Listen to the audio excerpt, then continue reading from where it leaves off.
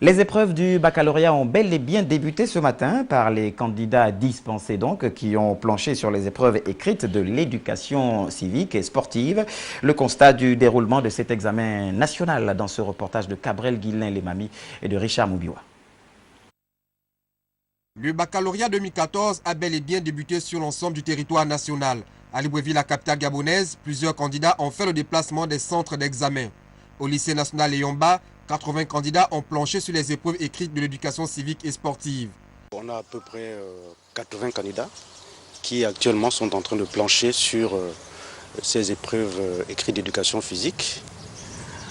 Les épreuves ont commencé donc ce matin à 8 h et donc elles devaient se terminer à 10 h.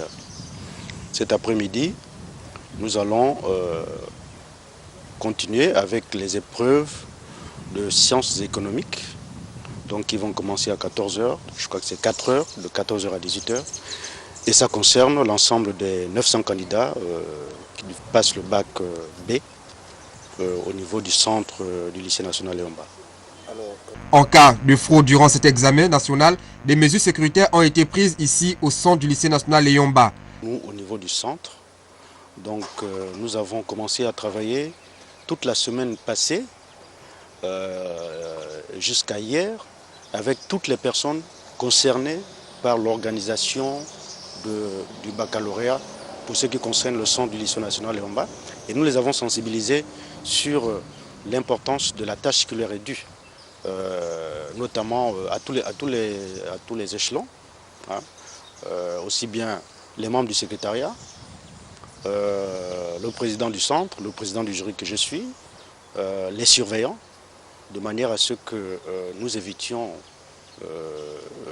que cette fraude se répète, du moins à notre niveau.